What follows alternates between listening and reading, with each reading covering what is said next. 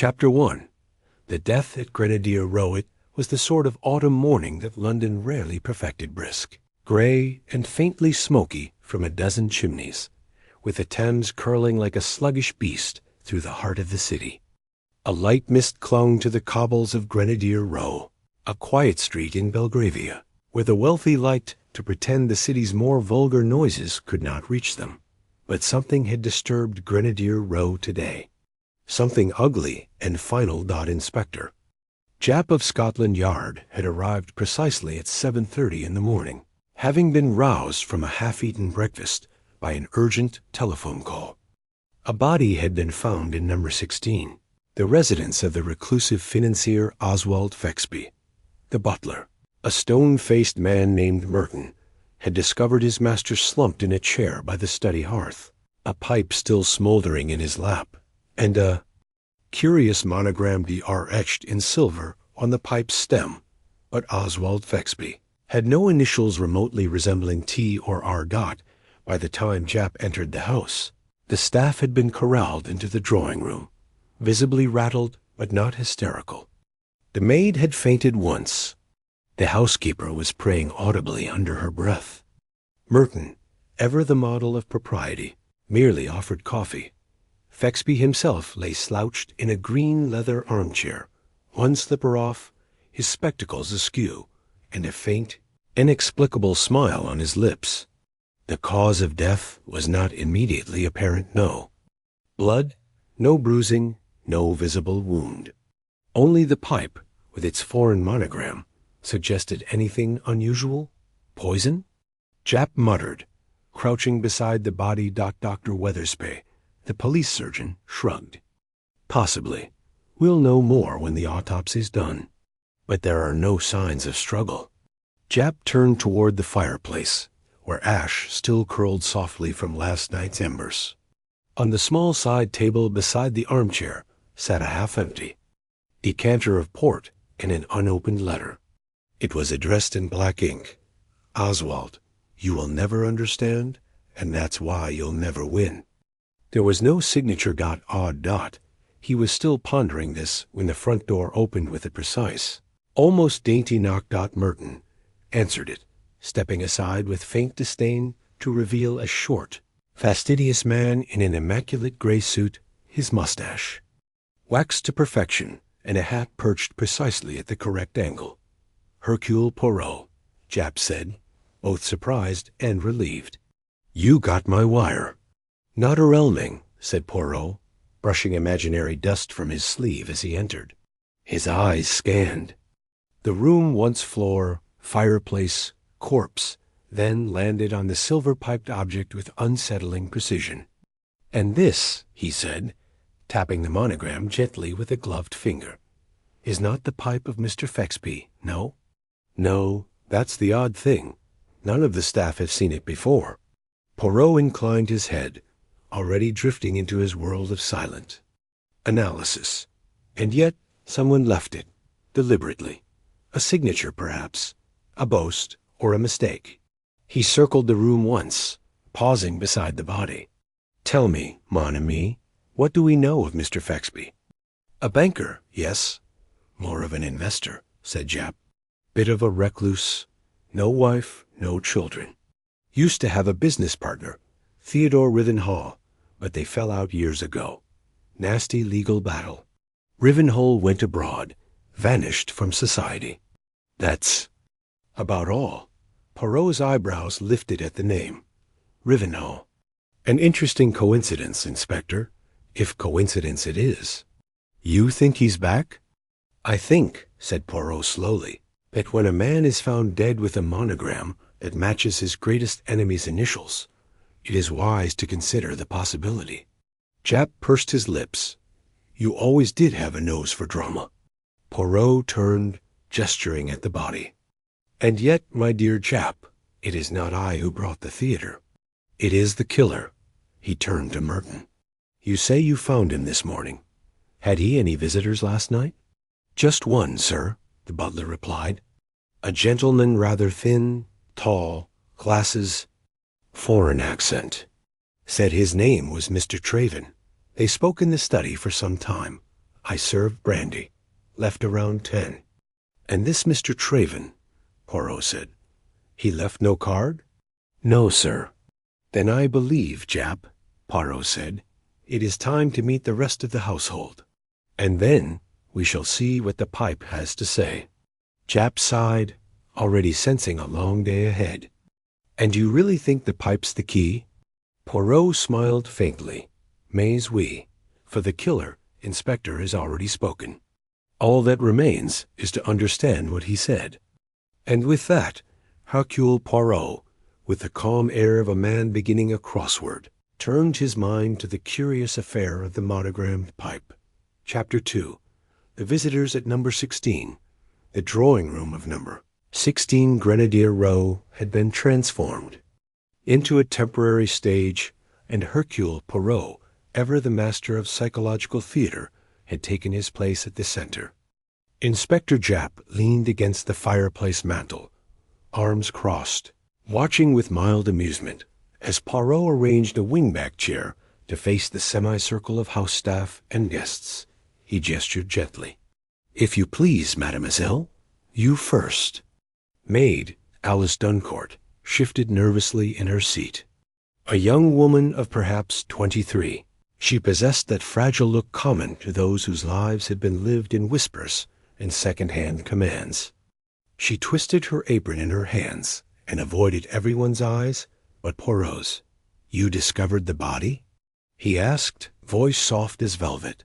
"No, sir. Mr. Merton did. I was the one who lit the fire in the study that morning.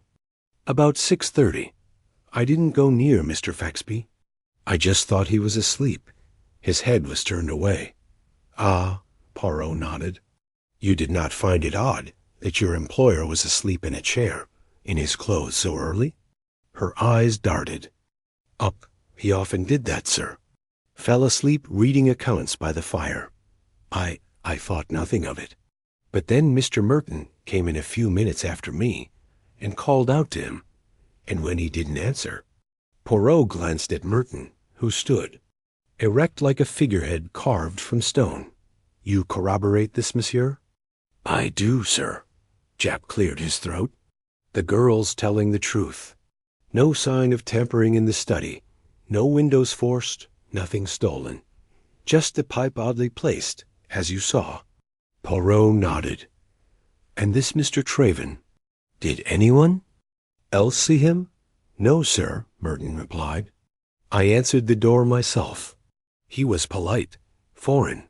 I can't place the accent, but he had that. Precision, if you understand me." "Oui," Poirot said, eyes narrowing. "I understand very well." From the corner, a new voice spoke smooth, controlled, and just a touch performative. "May I speak, monsieur? I believe I was the last house guest to see Mr. Faxby alive." The woman was seated near the window, her legs crossed elegantly beneath a flowing navy skirt. Miss Lucinda March, in her 40s, sharp-eyed, a novelist of middling success and long-standing acquaintance of the deceased. Her tone suggested she considered this all very unfortunate, but rather stimulating as well. "I had dinner with Oswald last evening," she continued. "Quite dull, actually. He was distracted, muttering about the past catching up with him. I thought it was one of his moods. He had many. You visited him often, mademoiselle?" "Every week or so. We shared an interest in historical crimes." Oswald was obsessed with puzzles. Poirot tilted his head. "And what did he say precisely about the past?" Lucinda hesitated. "He said something rather strange. I should never have touched the Rivenal account," he muttered, "though I'd never heard of it. Then he burned a letter in the fireplace." Japp's head came up. "He burned something?" She nodded. "Yes, pale blue envelope. Looked like airmail." Poirot's brows lifted slightly. "And you noticed the color?" "I'm a writer, Monsieur Poirot. We notice things." Poirot's fingers tapped lightly against the arm of his chair. "You did not ask about the letter?" "I did, actually. He said it was from someone who never forgave him." At that, a tall, rather gaunt man by the name of Mr. Emery spoke.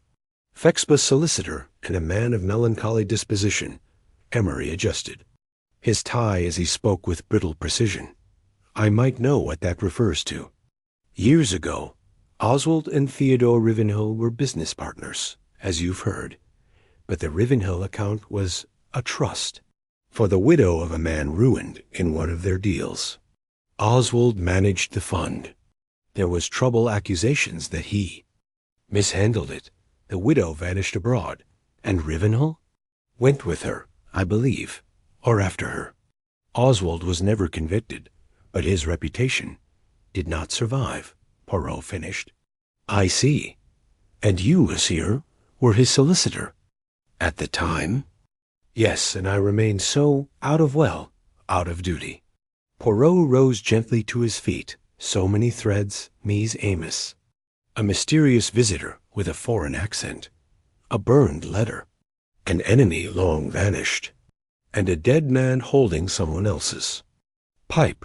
He walked over to the fireplace, where the ashes still faintly held the outline of burned paper. Poirot bent low, extracting a charred scrap with the end of his pencil. He held it up. A faint ink marking remained. Poirot smiled faintly, as if acknowledging a personal message. Inspector, he said, I believe I shall take a stroll to the gentleman's study. There is something I wish to observe, and perhaps after that we shall visit Mr. Fexby's banking records. I suspect the past, as always, has left fingerprints. Japp frowned. You think this was revenge, then? Poirot gave a small shrug. Revenge? Perhaps. But not in the English sense, not with loud guns or trembling emotion. No, I think this is a revenge crafted with elegance, with symmetry, the sort of revenge that smokes quietly, like a pipe left burning beside the fire. He turned back to the others. Tell me, does anyone here smoke a pipe? No one answered. Poirot's smile deepened. Then one of you, mise Amos, is lying. Chapter 3. The study of secrets Hercule Poirot paused at the threshold of Oswald Fexby's private study, the door ajar as though left so for him alone. The morning sun, veiled by London's customary haze, sifted through heavy curtains, illuminating a landscape of mahogany and leather. Every detail seemed arranged in deliberate calm. A writing desk uncluttered save for a ledger and a brass inkwell, a pair of yellowed books on the lower shelf, and a faint scent of tobacco lingering in the air.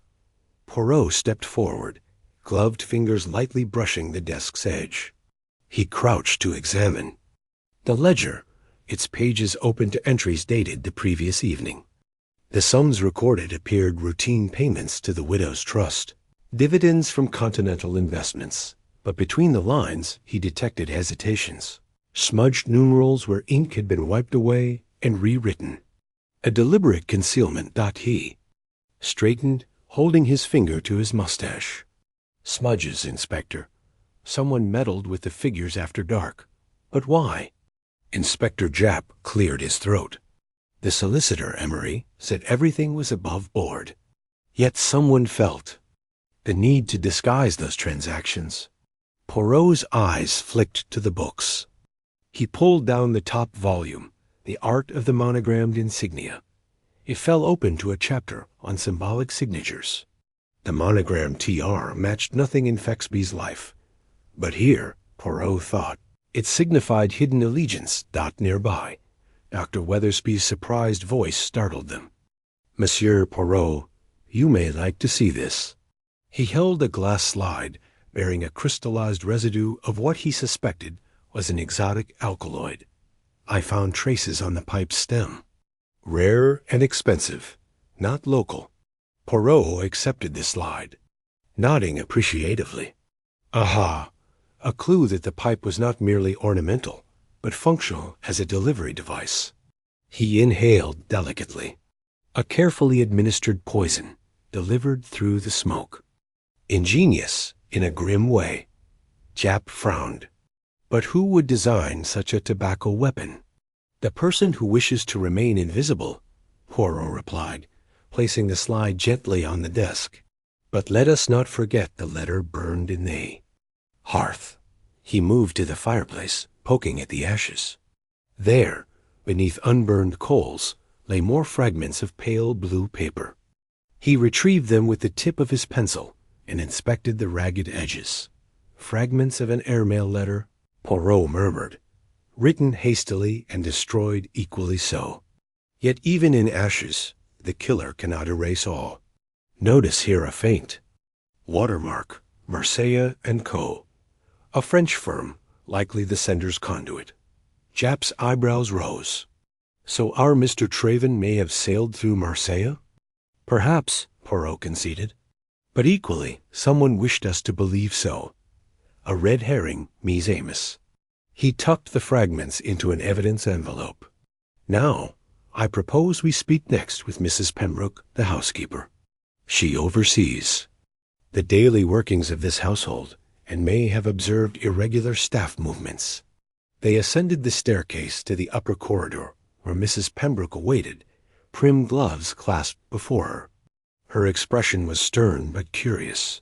Madam, did you notice anything out of the ordinary last night? Any unfamiliar faces or unheard footsteps? The housekeeper's lips pursed. Only that cook complained of late deliveries, crates of tobacco from a French supplier. And Mr. Fexby was most insistent the order arrive on time. I found it odd. Poirot's eyes sparkled. Indeed, late deliveries would frustrate a man so meticulous. Someone supplied this pipe for a purpose, timed to the victim's schedule, a gift and a death sentence. He paused in the corridor, gaze sweeping the portraits lining the wall. A distinguished-looking gentleman hung in somber oil. Poirot studied the eyes. Messieurs, the house is full of watchers. But only one watched long enough to plan a murder. And that one still walks among us, moving unseen. With that, Poirot led the way downstairs, mind alight with questions as intricate as the monogram on the silver pipe. Chapter 4. Shadows. Among the staff, the household at number 16 Grenadier, Rowe moved with a tense precision after Poirot's examination of the study. Voices were hushed, footsteps measured, as though fear itself had taught the servants a new code of conduct. Poirot, however, thrived on such undercurrents. The taut atmosphere was a canvas upon which every nervous twitch and furtive glance became a brushstroke in his mind's eye. He walked through the corridor toward the servants' wing, Inspector Japp at his side. Merton the butler hovered by the door, his face impassive, but eyes betraying curiosity. Poirot paused, resting a hand lightly on the polished wood. "Tell me, Merton," Poirot began, voice gentle yet incisive, "when you delivered the brandy to Mr. Fexby and his visitor, did you notice any change in his manner? A hesitation? A tremor in his hand?" Merton's posture tightened for a moment. He was calm, sir. He took the brandy with the ease of a man accustomed to late-night indulgences. But I did note that Mr. Traven, if that was his real name, spoke, in a low tone, decidedly confidential. No laughter, no friendly chatter. Poirot nodded. Secrets shared in whispers are all the louder for their intimacy. "And you, cook," he called as they entered the kitchen, where Mrs. Sinclair was supervising the midday preparations. "Were the crates of tobacco you mentioned unusually large?" Mrs. Sinclair set down a ladle. "Enormous, monsieur. Twice the usual quantity." The French supplier's name was on the label Marseille & Co., precisely as you observed. I did wonder why Mr. Fexby needed so much. The house never smoked so much. Poirot's lips curved slightly. A weapon needs a disguise to be effective. Too much smoke, and suspicion falls on the gift itself. He turned to the footman, young Tom Reeves, polishing silver at the corner table. "Tom, did you ever see Mr. Fexby enjoy a pipe before last night?" The youth's fingers stilled. "Never, sir." He favored cigars usually, which the French tobacco did not supply. It was odd to see him with that silver pipe. He asked me too. "Fetch it from a locked cabinet." A locked cabinet. Poirot repeated, steepling his fingers. "And who holds the key to this cabinet?" Merton spoke again, voice measured. "Only I and Mr. Fexby know its location. He kept the key on his person at all times. Then the visitor must have acquired it somehow, through trust or through trickery." Poirot's gaze swept the kitchen. "Thank you, Miss Amos. You may return to your duties, but remember, every task you perform leaves a trace." "As they?" "Left," Japp murmured. "You think the staff is hiding something. But who among them would dare murder their employer?" "Ah, mon ami," Poirot replied. "The heart of man is often hidden beneath layers of loyalty and fear, and love can twist into vengeance more quickly than one imagines." They returned to the drawing-room, where the guests had been convened. Once more, Lucinda March sat near the piano, her gaze distant as she toyed with a silver locket. Mr. Emery perused legal documents, and Dr. Weathersby cleaned his instruments. Poirot took his place at the head of the room. "I propose we consider motives anew. Each member of this household has reasons to resent or fear Mr. Fexby. We must unearth those grievances." He began with Lucinda. "You said he burned a letter blaming him for past misdeeds. Did you observe any reaction of guilt or relief in him when he did so?" Lucinda's chin lifted. "Guilt, certainly." His fingers trembled as he held the letter over the flames. "But relief? No, there was anguish, not desire." "And you, Mr. Emery," Poirot continued, "as his solicitor, you managed his affairs. Did you ever question his handling of the trust fund? Did you believe his explanations?" Emery frowned. "I trusted him, Poirot. Oswald was too meticulous to risk his reputation lightly. The accusation was unfair." Poirot's eyes glittered. Unfair accusations can plant a seed of paranoia. Perhaps he overcompensated by ordering vast quantities of foreign tobacco. Turning to the household staff, Poirot's gaze found Alice Duncourt. "And you, mademoiselle, did you ever overhear quarrels between Mr. Fexby and anyone else? Staff quarrels. Arguments over wages, over duties." Alice hesitated. "There was tension, sir. Miss Cook and I argued about the timing of deliveries. She blamed me when crates arrived late, but that was only frustration.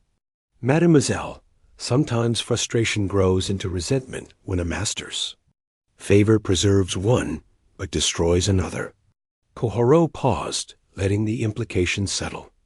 "And you, Tom Reeves, any grievances?" A young man of ambition might resent a master who restricts advancement. Tom swallowed. "No, sir. I've never asked for promotion. I'm grateful for my post. Gratitude can mask spite, young man." Poirot's tone was mild, yet charged. "Now I must review Mr. Fexby's correspondence. I request that the letters from the study be brought to me." Merton bowed. "Immediately, sir." As Merton departed, Poirot turned to Japp. "Observe, Inspector, every face guarded, every word measured. Yet one among them harbors a duplicity as fine as smoked tobacco." Japp sighed. "But where do you go next?" "Next," said Poirot. "Softly, we shall examine the accounts of Marseille and Co. and the trust fund. The past debts often collect upon the present." He leaned back, steepling his fingers. "In this affair, monsieur, the slightest oversight can be the key. And I, for one, do not overlook." With that, the household waited in taut silence, the next move in Poirot's elegant game looming inevitable. Chapter 5. The First False Lead Late. That afternoon, Hercule Poirot and Inspector Japp sat in the cramped office of Marseille and Co., a narrow suite of rooms overlooking the river, its walls lined with file cabinets and ledgers. The clerk, a nervous fellow in horn-rimmed glasses, ushered them to a battered desk strewn with correspondence. Poirot lifted a letter stamped with a Marseille postmark. "Ah, our mysterious supplier writes often to this firm?" he murmured, scanning lines in rapid French. He claims to be Theodore Rivenhull, seeking to reinstate an old account. Japp frowned. Rivenhull? The same partner who vanished after the lawsuit? Precisely. Poirot tapped the page. He refers to the widow's fund, demands transparency, threatens litigation. But notice the date only 3 days ago. Yet he claims to act in the widow's name, though she's been dead 10 years. A clerk cleared his throat. We never dealt directly with Mr. Fexby. All orders came through a Mr. Traven, remit to address in London. Poirot raised an eyebrow. Traven again. Our visitor's alias, perhaps? And see here the invoice. For 6 crates of tobacco, same batch used in the fatal pipe. Paid in full by check drawn on Fexby's own account. Japp's eyes widened. So Fexby financed his own poison. Or believed he did. Poirot's gaze sharpened. Someone sent him the bill, knowing he would cover it without question. A clever ploy. He leaned back. But what of Rivenhull? Does he exist? Or is this another fabrication, to implicate an old enemy and send us chasing ghosts? Japp tapped the desk. I'll have Scotland Yard run background on any recent arrivals named Rivenhull or Traven. Poirot nodded. Good. Meanwhile, I propose we visit the late Mr. Fexby's lawyer, Mr. Emery. If someone forged documents or redirected correspondence, the solicitor's files will betray them. They returned to Grenadier Row as twilight bled through the windows. Emery greeted them in his austere office above the solicitor's chambers, dusty shelves of case files archiving decades of legal affairs. I've compiled all correspondence concerning the widow's trust, Emery said, handing over a slim folder. Here are incoming letters, and here the disbursements. No mention of Marseille and Co. until this month. Poirot inspected the folder. And yet 3 days ago, a Mr. Rivenhull begins demands, addressed to this very room. Did you see any handwriting? That matched known samples of Mr. Fexby or any staff member? Emery shook his head. No, the letters came in plain envelopes, typewritten. No signature. Poirot closed his eyes briefly. A typewritten hand can conceal much, but not everything. Monsieur, may I examine the envelope fragments from the study? Emery fetched the charred scraps. Poirot placed them side by side with a fresh Marseille envelope. Under the lamp's glow, he traced the watermark patterns and paper thickness. Identical paper, Poirot declared. Yet the envelope delivered here bore a different fold and a postal cancellation from Dover, not Marseille. Japp whistled. Softly. So our Rivenhull never came through France at all. No, said Poirot, standing. He came through Dover, likely hand-carried. A phantom created to mislead us. We must look elsewhere. As they left Emery's office, Japp turned to Poirot. This is our first false lead-chasing Rivenhull across Europe. We? Poirot agreed, eyes distant. And now the real trail awaits. Let us follow it at home, in the corridors of number 16, where the killer's ingenuity is matched only by his impatience. And with that, they set off across the river bridge, the London lights guiding them back into the heart of a mystery that refused to stay cold. Chapter 6. A psychological game late that evening, number 16 Grenadier Row took on the hush of a tomb. Yet within its walls, tension simmered like an unseen fever. Poirot, having refused dinner, summoned the household back into the drawing-room under the pretense of reviewing new findings. Each person entered with a tentative step, glancing at the silver pipe resting conspicuously on the side table. Welcomed them with a serene smile. Mies Amos, tonight we play a little game. He produced a small notebook. I have asked each of you to write, in your own hand, a brief description of your last encounter with Mr. Fexby. He tapped the ledger entries. No names, only facts. Then I will read them aloud, and we shall see whose recollection falters. A ripple of unease passed through the room. Merton, Alice, Lucinda March, Tom Reeves, Mrs. Sinclair, and Mr. Emery exchanged wary looks. Even Jap raised an eyebrow. "One," Poirot began, unfolding a slip of paper. A tall gentleman, gray suit, foreign accent, discussed financial terms by the fire. He looked at Merton. "Your entry, monsieur?" Merton cleared his throat and spoke haltingly. "That is correct. I wrote that." "'Ter's been." Poirot's eyes glinted. "Two." He held another note. "A game of chess moved the queen unexpectedly," spoke of past errors as though confessing to a crime. He turned to Lucinda. She swallowed. "Mademoiselle?" Lucinda's voice was steady. "Yes.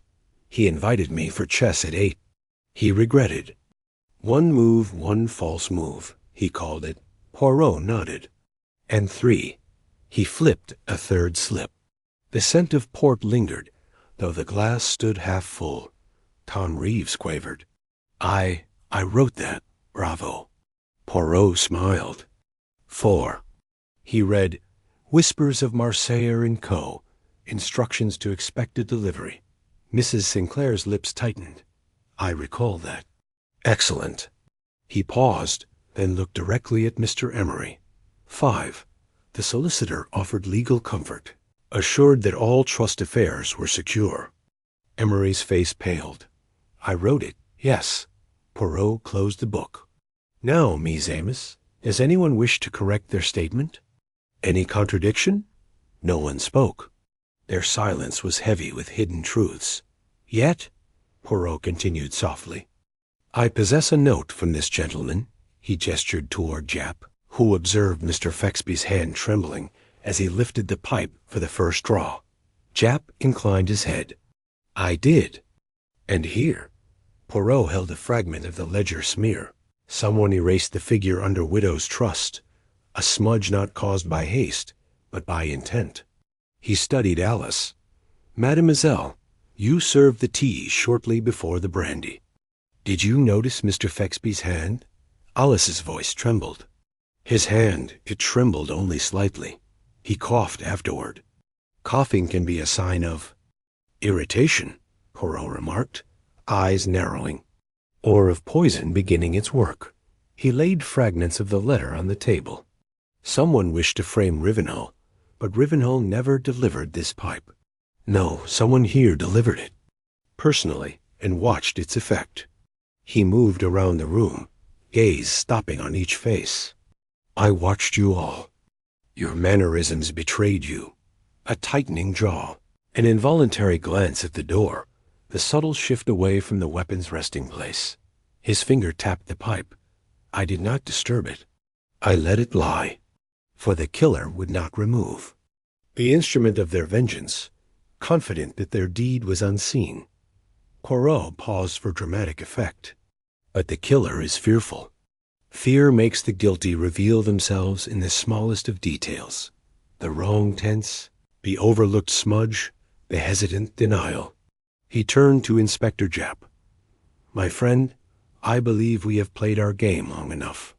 One among them cannot mask their truth." Poirot's gaze settled on Mrs. Sinclair.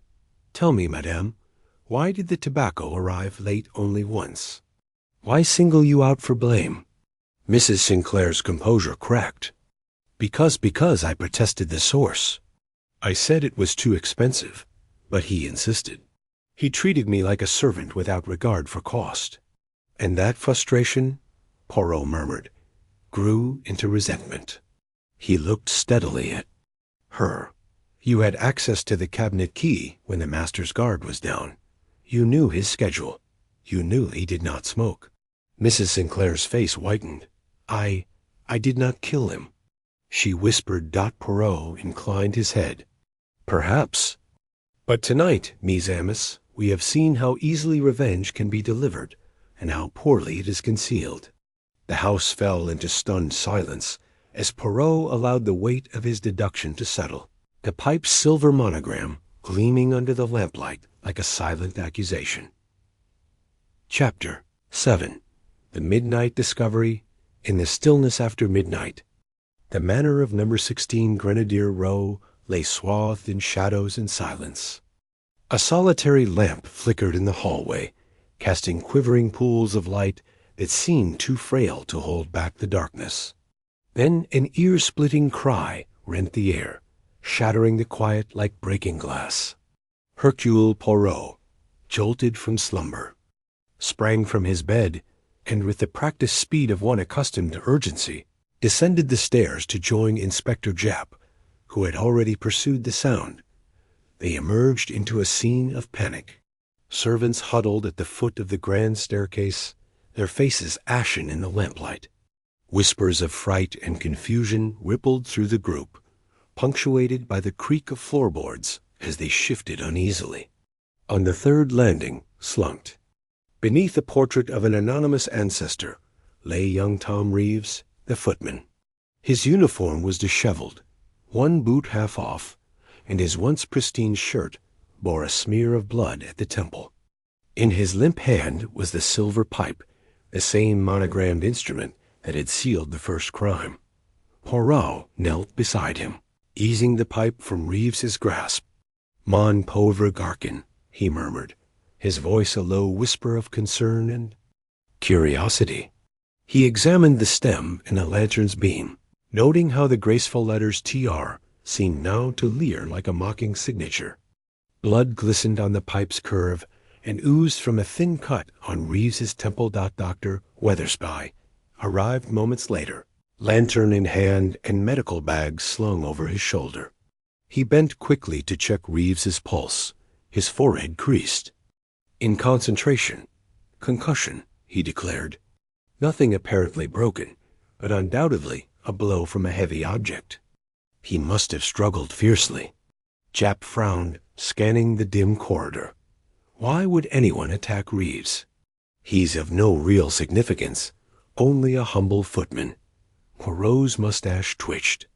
Ah, but perhaps he discovered something of consequence. A footman's eyes can see what a master's might overlook. He stood and swept aside a small, ornate rug that lay partially rolled near the stair's base. Beneath it was a brass ring set into the polished floorboards, a trap door.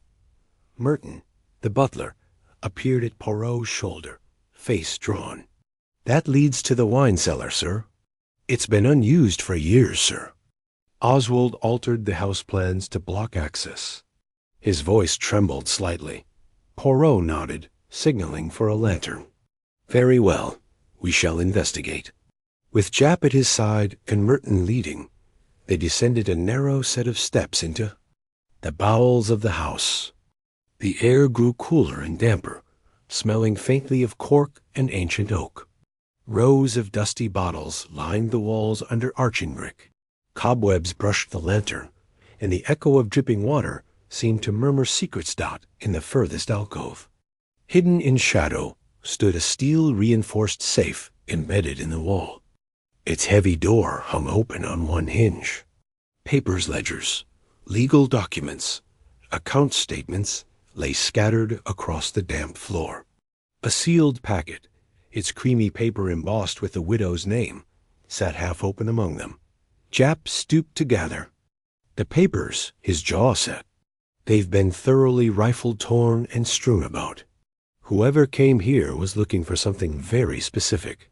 Poirot crouched to inspect the interior of the safe. A single shelf was empty, though traces of fine dust and soot indicated that whatever was kept inside had been recently removed. Not emptied, merely disturbed. The assailant sought a particular item. Perhaps the deed to the widow's trust, or a letter that proves innocence or guilt. He straightened, turning on Japp. Our young friend Reeves must have stumbled upon this and confronted the intruder. Japp exchanged a troubled look with Merton. But why leave such evidence behind? They could have removed it entirely. "Time." "And fear?" Poirot said softly. The killer's haste left clues in their panic. He stood and swept a fingertip across the ledger's spine, examining a half-erased numeral. Evidence of last-minute tampering. Before they could linger further, a shriek tore through the cellar's hush. They raced up the stairs, lanterns swinging wildly. Emerging into the corridor, they found Lucinda March, pale and disheveled, at the top of the stairs. In her trembling hand were fragments of pale blue paper. "Someone's taken my locket," she cried, her voice breaking. Inside was the only letter he ever gave me, the one he burned before the fire. "I saved a piece." She held out the charred fragments for Poirot's inspection. He accepted them with gentle care. "Yes, this letter contains the final blot of truth. And now it, too, has been taken." He studied her as tears welled, noting the tremble in her lips and the fear in her eyes. "Mies Amos," he called to the assembled staff and guests who had followed the commotion. "We face a second crime, a bold attempt to erase more than one life's testimony." He looked around at the gathered faces, Merton's shock, Jap's grim determination, the servant's fearful intrigue. "We must act swiftly. Lock every door, leave every light burning, and station a guard at each corridor. The enemy moves, in shadows, striking more fiercely when cornered." He pocketed the monogrammed pipe and the paper fragments. "Tomorrow we shall reconstruct the documents removed from the safe and recover the locket. Tonight we hold fast to vigilance. For the heart of this mystery beats not only in the murder of Sir Oswald, but in the secret troves of this house troves, still in danger of disappearing entirely." With tension mounting like a coiled spring, Poirot nodded sharply to Jap. "We'll oversee the watch. I retire now to my chambers, my mind already racing with the threads I must untangle come dawn." As the household dispersed to their posts, Poirot's thoughtful silhouette retreated up the stairs. The distant echo of footsteps and the soft click of bolted doors were the only sounds as number 16 settled into grim watchfulness. Above, the wind rattled at the windows, as though eager to carry away more secrets in the dead of night. But below, the keen light of reason would not be so easily extinguished. Chapter 8. Echoes of the burnt letter dawn broke with a reluctant, pale light over Grenadier Row, casting long shadows through the curtained windows of number 16. In the drawing-room, Hercule, Poirot, and Inspector Jap convened the household once more. The atmosphere was thick with unease. Every face bore the residue of last night's violence. Poirot addressed the group gently. "Mies Amos, our first task is to reconstruct the letter Miss March saved. Though the locket and portions have vanished, we retain fragments here." He laid the charred edges upon a low table beside the hearth. "With patience we shall piece together its message."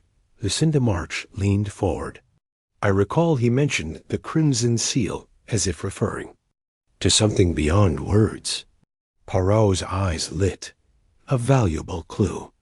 "Now, Merton, fetch the conservator's kit from the study." The butler departed swiftly, returning with fine brushes and adhesive strips. Under Poirot's direction, the remaining scraps were arranged, edges aligned like a delicate jigsaw. As they worked, the words emerged. "Return what was never yours else. Your fortune will burn as did my heart." Jap frowned. "A warning or a threat?" "Both," Poirot replied. "A personal grievance, expressed in fiery metaphor, but notice the handwriting style precise, slightly slanted, with a flourish on the Y. Does that remind anyone of our suspect's script?" Alice Duncourt's lips pressed tight as she glanced at the fragments. Tom Reeves, recovering in a nearby chair, murmured, "Mrs. Sinclair writes with a similar flourish when signing receipts." Mrs. Sinclair stiffened. "I deny any involvement with that letter." Poirot nodded, acknowledging her protest, yet noting her reaction. "We shall verify." "Meanwhile, Inspector, our reconstructed phrase confirms the killer sought to inflame emotion. But still, we lack motive's core." He turned back to Lucinda. "Mademoiselle, did Mr. Fexby ever show you any document bearing a seal, perhaps crimson wax, relating to his partner or the trust?" Lucinda's brow furrowed. "Yes, once. He showed me a deed sealed with red wax, locked in that safe." She pointed to the cellar trapdoor. He believed it contained the true ownership of the trust. Poirot's smile was slight. Then, our missing item is that deed. The one proving ownership passed to the widow, in disproving any foul handling. He tapped his temple. The killer fears exposure. At that moment, Merton returned, holding a small leather portfolio. Inside lay ledger pages torn from the trust account records. He placed them before Poirot. They were in the solicitor's office, hidden in a briefcase. Emery's face paled. "I don't recall removing those." "Ah," Poirot interjected. Softly, but someone did. And they planted the false Rivenhall correspondence to divert attention. He studied Emery's reaction, then turned to Japp. "Inspector, we must examine Mr. Emery's office more closely for further missing papers." Before Japp could reply, a sudden crash echoed from the study upstairs. They raced up to find the window thrown wide open, curtains flapping, and a single page of the deed-sealed red wax still intact lying on the floor outside. Poirot picked it up, noting the crisp imprint of the seal. "The deed," he breathed. "Taken, then discarded once its presence risked exposure." He surveyed the assembled household. Our killer panics. They strike to conceal, yet leave evidence in their haste. He turned to Japp. "Now, we prepare for the final confrontation. Gather everyone in the drawing room at once. I shall reveal what I have discovered, and see who trembles." As Poirot pocketed the deed page, the household exchanged anxious glances. The killer's net was tightening, and the next gathering would determine who remained confident and who would crack under the weight of their own deception. Chapter 9. The gathering of truth's late afternoon light filtered through the tall windows of number 16, casting long rectangles of gold upon the polished floor. Poirot, perfectly poised, stood before the assembled household in the drawing room. Inspector Japp leaned at the fireplace, dossier in hand, prepared to note every reaction. "Mies. Amos," Poirot began, voice calm yet compelling. "We have chased ghosts and misdirection. We have endured violence and theft. Tonight all shall be laid bare." He held aloft the torn deed page, the crimson wax seal glinting. "This document proves the rightful beneficiary of the widow's trust, and it was stolen to conceal Mr. Fexby's innocence. Yet our killer feared discovery and panicked. He moved gracefully among them. First, the ledger smudges in the study, deliberate erasures to disguise fictitious withdrawals. Then the pipe, monogrammed TR, intended to point to Theodore Rivenhall, a specter of the past. He paused, letting their uncertainty ripple. But Rivenhall did not deliver. No someone here did, trusting the master's compliance.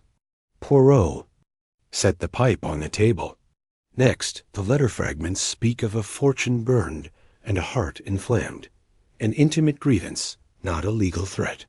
And only one of you bore that emotional bond.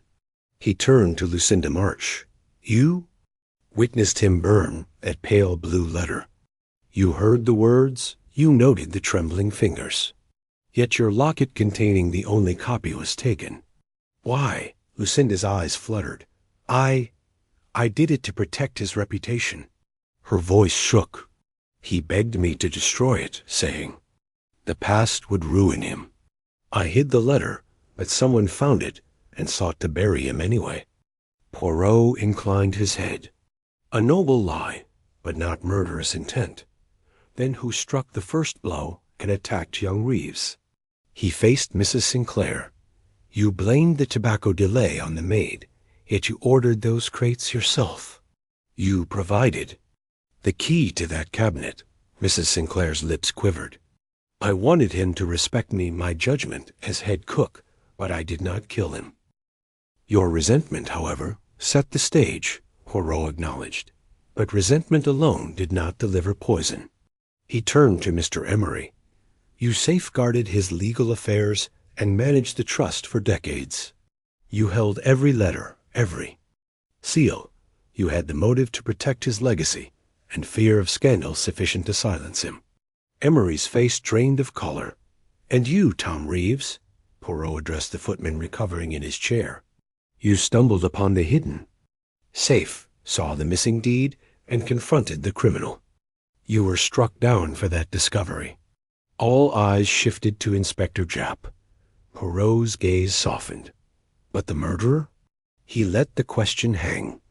Finally, he looked to Alice Duncourt. "You prepared his morning tea, noted the tremor, and watched him inhale the poisoned tobacco. You, who serve quietly, but whose fidelity concealed a dark devotion." Alice's shoulders shook. "He was like a father to me. When he refused my plea for fairness in wages, I felt betrayed. I sought only to teach him a lesson, just a harmless scare." Her voice broke. "I never meant him to die." Poirot stepped forward.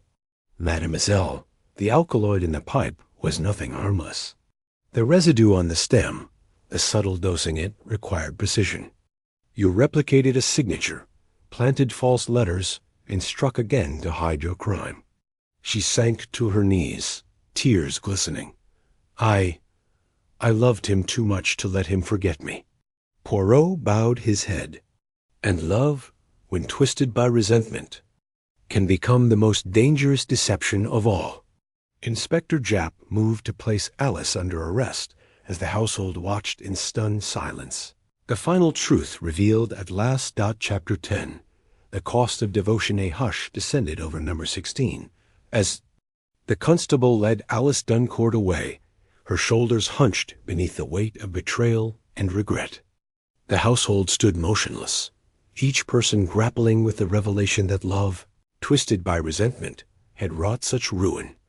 Hercule Poirot moved to the hearth, where the silver pipe lay untouched. He lifted it gently, inspecting the monogram. One last time. An object intended for comfort became an instrument of sorrow, he mused. Mademoiselle Duncourt believed she offered justice to a mentor who spurned her. Instead, she delivered a fatal lesson. Inspector Japp nodded. A tragic error of judgment. But what of the other misdirections? The forged letters, the phantom Rivenhole. Poirot placed the pipe back on the table. All were threads woven into a tapestry of vengeance. The killer's skill was matched only by her desperation to be seen, to matter. Yet in seeking attention through violence, she destroyed the very person she cherished. Lucinda March approached, voice soft. "Poirot, will the trust now pass to its rightful heirs?" "Indeed," Poirot replied. "The deed, once hidden, is returned to the widow's family. Mr. Fexby's reputation, though stained by suspicion, will rest on truth rather than rumor." Mr. Emery exhaled. "I shall ensure every document is restored and every ledger entry corrected." "And the household?" Japp asked gently. Poirot turned to Mrs. Sinclair and Tom Reeves, both still pale but relieved. "You will resume your lives marked by this sorrow, yet strengthened by honesty. May this ordeal remind you that loyalty must not blind the heart to justice." He gathered his gloves and hat. "As for me, Mies Amos, my journey continues. The little gray cells have spoken. We have uncovered deceit, unraveled schemes, and above all, restored the balance between past and present." He offered a courteous bow. "I bid you farewell, with the hope that in future affection will flow not from obligation or resentment, but from true understanding of the human heart." With that, Hercule Poirot departed into the quiet London dusk, leaving behind a household forever changed by the cost of devotion and the sharp edge of a monogrammed pipe. Chapter 11. Justice and reflection. The following morning dawned crisp and clear, London's autumn air carrying a promise of renewal beyond the tragedy at number 16 Grenadier Row. Poirot met Inspector Japp at Scotland Yard to review the final steps in the case's closure. On the polished table lay a bundle of affidavits, witness statements, and the reconstructed deed, its crimson seal now emblematic of truth reclaimed. Mon ami, Poirot began, his voice measured. The matter of Alice Duncourt must proceed, with both firmness and compassion. She acted from hurt, not malice, yet the law demands accountability. Japp nodded, pushing forward the papers. Her confession was complete. She shall face trial for manslaughter rather than premeditated murder, given the absence of prior lethal intent. Poirot's mustache twitched in a subtle smile. A just distinction. Let us ensure the prosecution presents her remorse alongside the facts so that justice may temper mercy.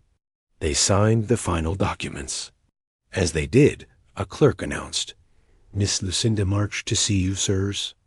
Lucinda entered, her expression composed but tinged with sorrow. "Monsieur Poirot, thank you for your kindness to me through this ordeal," she said, placing a folded note on the desk. "I recovered the original pale blue letter from Alice's. Belongings, it speaks of forgiveness, not vengeance. I believe it belongs in safe hands." Poirot accepted it gratefully. "Indeed, your gesture restores not just documents, but dignity." He tapped the envelope gently. "Will you deliver it to the widow's family?" "I shall," Lucinda replied, "and ensure they understand Mr. Fexby's final regrets." As Lucinda departed, Japp looked to Poirot. "All threads are tied?" "Oui." Poirot agreed. Yet in every human story, threads fray with time. Our task is simply to weave them back, moment by moment, until harmony is restored. Before leaving yard, Poirot paused to send a telegram. Trust deed safe, Duncourt confession filed, Rivenhall exonerated. Case closed. He folded his lorgnette and tucked it away. Satisfaction in the order achieved. Later that afternoon, number 16 was abuzz with restoration. Merton returned the deed to its rightful case. Mrs. Sinclair oversaw new honest ledgers, and Tom Reeves, now promoted for his courageous discovery, assisted Emery in archiving the true accounts. Lucinda paced gently among them, sharing Fexby's final letter, its bittersweet words uniting staff and guests in a shared remembrance rather than isolated suspicion. As evening fell, Poirot strolled away, lantern in hand, reflecting on the fragile balance between love and resentment. In his heart, he carried the memory of Oswald Fexby Man, a precision undone by misplaced devotion, and the knowledge that even the smallest kindness, when guided by justice, could heal the deepest wound. And so, with the little gray cells at rest, the streets of Belgravia resumed their calm facade, unaware that beneath tonight's stillness lay the quiet triumph of truth. Chapter 12. Departure. Beneath the gray skies, as mid-morning light filtered through the mist of Belgravia, Hercule Poirot stood at the polished gate of number 16, his impeccable silhouette framed by the wrought iron railings. The household, now restored to calm, had gathered to bid him farewell. Mrs. Sinclair offered a gentle curtsy. Tom Reeves doffed his cap with renewed confidence, and Lucinda March placed a single white rose into his waiting hand. Poirot accepted it with a flourish of his gloved fingers. "Vous êtes toast de bons amis," he said softly. "In every crime there lies a lesson about the heart of man. Today I depart, but the lesson remains. Love must be guided by reason, and devotion must never blind one to justice." Inspector Japp joined him at the gate, cigar in hand. "You'll be off to your next case, Hercule?" "Always, mon ami," Poirot replied, tipping his bowler hat. "The little gray cells demand exercise. But before I go, allow me one final thought." He paused, eyes thoughtful. In the quiet aftermath, what matters is not the crime itself, but the harmony restored. For each misstep corrected, the world regains a measure of order. A light breeze stirred the rose petals. Poirot inhaled deeply, then smiled. "And now I travel onward. May this household remember that a gentle heart, when balanced with clear judgment, can avert tragedy before the pipe ever burns." With that, he turned, stepping into the fog-wreathed street. His silhouette receded beneath the gray London sky, leaving behind a household fortified by truth and the enduring wisdom of Hercule. Poirot's Little Gray Cells, Chapter 13. Whispers beyond the monogram. Several weeks had passed since Hercule. Poirot's departure from Grenadier Row, and the stillness of autumn had given way to the brittle chill of early winter.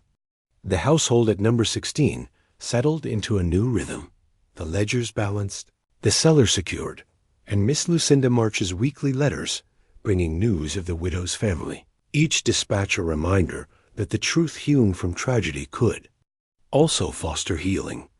One frosty morning, Inspector Japp received a brief note delivered by uniformed porter.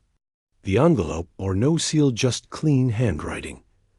Monsieur Poirot, I have found a man answering the description of Theodore Rivenhall in a small seaside town. He asks only for counsel, not vengeance.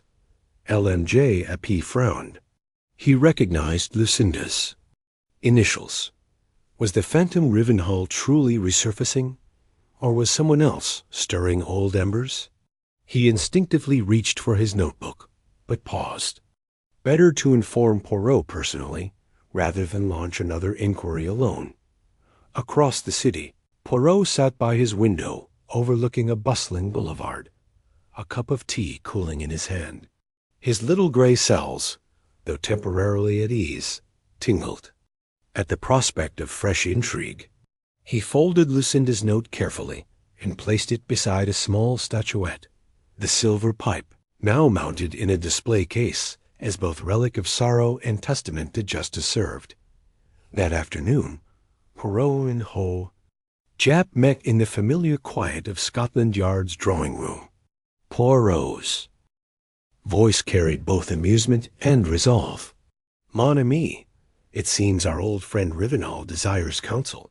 But why now, after all these years? Japp offered Lucinda's letter. She claims he seeks neither recompense nor revenge, merely closure. Perhaps an end to a chapter begun with bitterness. Poirot nodded, leaning back in his chair. Closure. A subtle poison of its own kind. One must ensure it is tempered with understanding, lest old wounds bleed anew. He tapped the letter. I shall visit the seaside town myself, accompanied by Hastings. It is time to confront the shadows we behind us and learn what truth Rivenhall carries. Meanwhile, at Grenadier Row, the household prepared for the season's first snowfall. Tom Reeves oversaw the delivery of fresh logs, stacking them neatly beside the hearth. Mrs. Sinclair baked fruitcakes in the kitchen, her measured calm a sign that life had resumed its course. Even Merton the butler allowed himself a rare, small smile as he polished the family silver dot. Miss March, meanwhile, journeyed to the coast. Her arrival in the windswept village of Southaven was greeted by a lone figure seated on a bench overlooking gray waters. The man's profile matched every description: gaunt, thoughtful, eyes distant. He rose as she approached, but said nothing, his posture conveying both relief and dread. Lucinda spoke first. Mr. Rivenhall, I have brought a message from number 16. They wish to understand you. He nodded, voice soft as the sea breeze. I merely wish to be understood. Back in London, Poirot and Japp boarded the afternoon train, anticipation alight in their manner. Hastings, notebook in hand, peppered Poirot with questions. What secrets did Rivenhall carry? Was he truly innocent of betrayal, or had his own actions sown the seeds of misfortune? Poirot listened, eyes closed, savoring the journey's rhythm. Mon cher Hastings, he said, every human story contains hidden twists, not unlike the monogram on a pipe, simple in appearance, yet concealing deeper design. Tomorrow, we shall unearth Rivenhall's truth. But tonight, let us rest, for the sea air will demand our little gray cells be at their keenest. As the train sped southward through dusk-tinted fields, the lights of London faded behind them. In the compartment's lamplight, the three companions sat poised on the brink of a new mystery one, that would call upon every lesson learned at number 16 dot. And so, beneath a sky heavy with winter's promise, the chase resumed, not for murder this time, but for the reconciliation of old debts and the final resolution of a story begun in smoke and blood. The monogrammed shadow extended still, tracing its elegant arc through the lives it had irrevocably touched, and guiding Poirot ever onward into the next chapter of human complexity. Chapter 14. The seaside confession. The train hissed to a halt. At South Haven Station, just as the winter dusk began to gather above the gray expanse of the Solent, snow-dusted pines lined the platform, and a cold wind carried the tongue of salt water inland. Hercule Poirot, accompanied by Captain Hastings and Inspector Japp, disembarked with polite urgency. Poirot's gloved fingers clutched a small satchel. Inside were Emma's pale blue letter fragments and a sealed packet of documents, evidence of the trust's true disposition. Hastings carried a lantern, and Japp a notebook, both ready for whatever awaited them. They were met by Lucinda March, her cheeks flushed with cold and concern. She led the way through narrow lanes toward the cliffside bench where Theodore Rivenhall had been last seen. The crunch of their boots on frosted gravel filled the silence as they approached the lone figure, seated against the windbreak of a low stone wall. His broad shoulders were hunched beneath the threadbare overcoat, and his gaze was fixed on the roiling sea below. Poirot paused a respectful distance away. "Monsieur Rivenhall?" he called softly, his Belgian accent lacing each syllable with courteous warmth. The man rose slowly, revealing eyes so haunted that Hastings felt a pang of sympathy. "Monsieur Poirot," Rivenhall replied in measured English. "I wondered if you would come." "Mais oui," Poirot affirmed, stepping forward with dignified grace.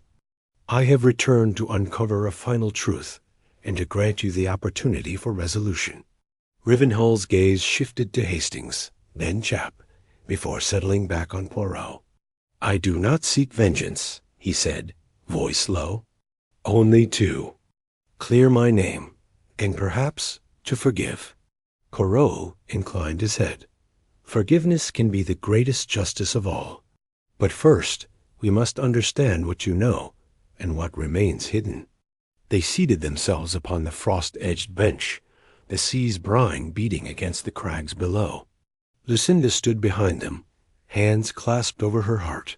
Rivenhall exhaled, shoulders trembling. "When Oswald Fexby and I parted ways, it was not over money. He believed I had betrayed the widow's trust. Yet I learned the accusation rested on falsified documents, entries erased, funds misallocated. I fled, ashamed I could not clear my name swiftly. I searched for the truth, but found only silence." "How did you learn of the falsification?" Poirot asked, folding his satchel open with careful fingers. He produced a ledger page, its figures precisely matching those Poirot had recovered. "At Grenadier Row." Rivenhall's lip quivered as he touched the paper. "I discovered it in an old accounting book belonging to my late father. He had kept duplicates of every transaction, anticipating Fexby's meticulous auditing. When I compared his record to mine, the smudged entries and phantom withdrawals stood out immediately." "Yet you did not bring this to light when you first found it?" Japp interjected. "You waited years."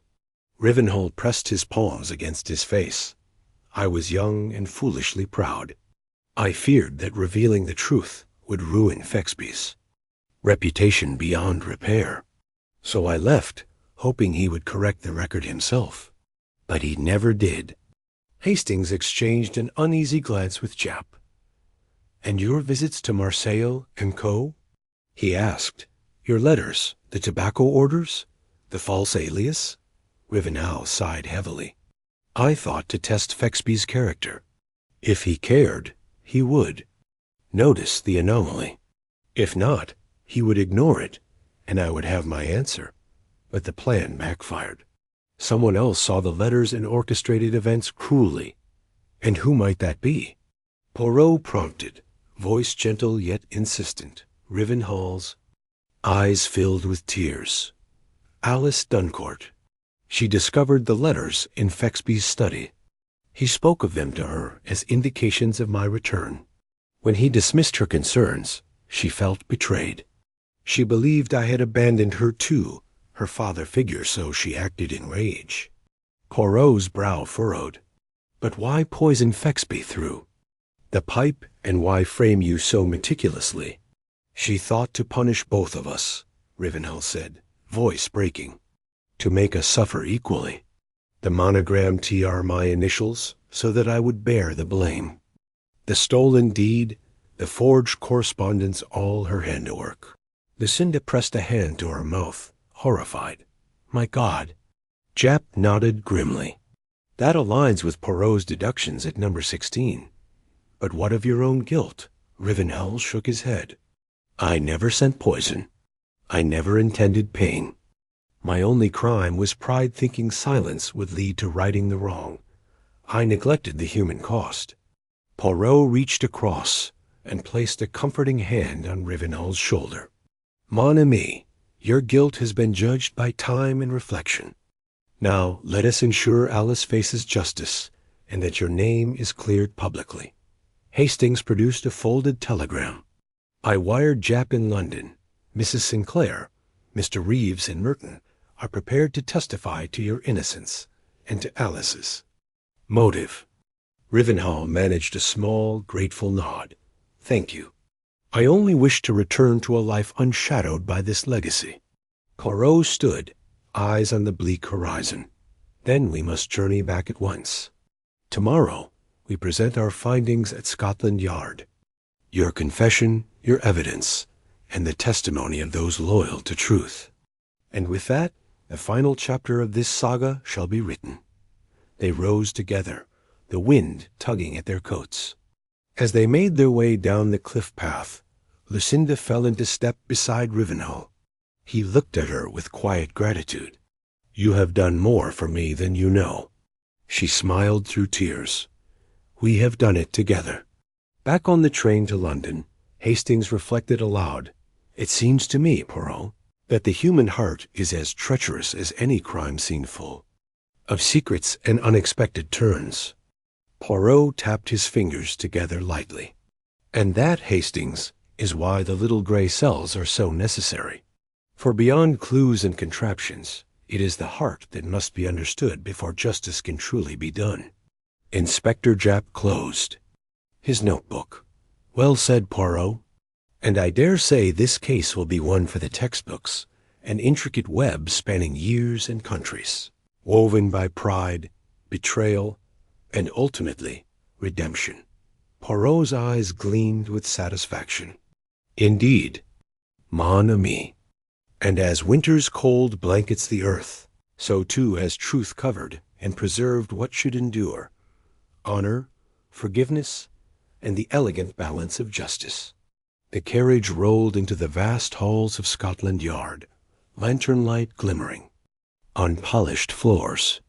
Tomorrow, the final reckoning would unfold, and the forgotten name of Theodore Rivenhall would shine clear at last, unblemished by the shadows of the past. Chapter 15. The Final Reckoning, the Grand.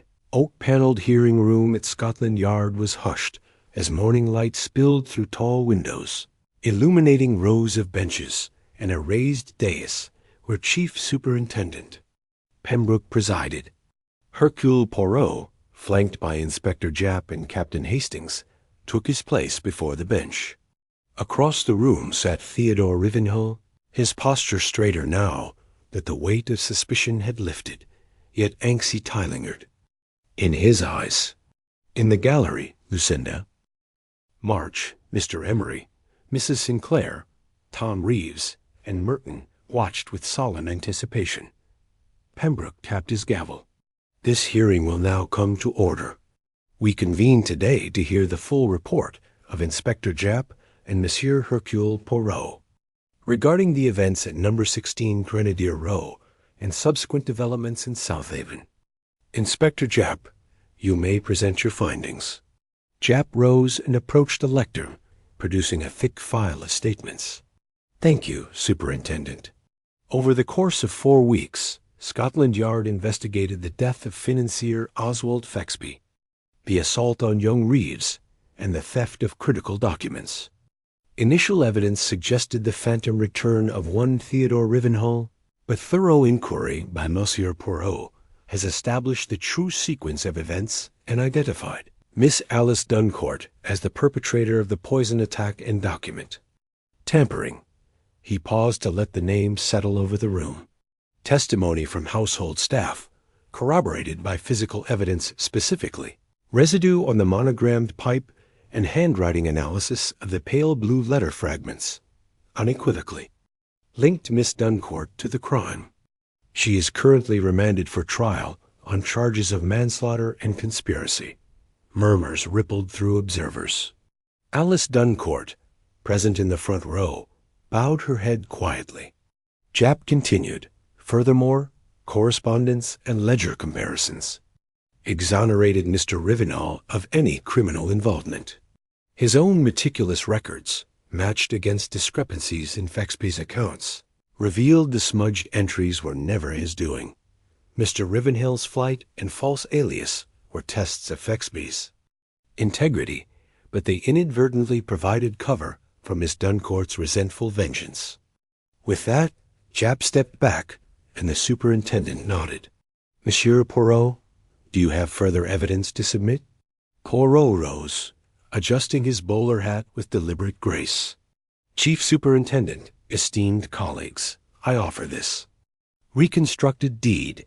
He placed a crimson-sealed document on the lectern, and the recovered ledger pages detailing the original widow's trust fund transactions.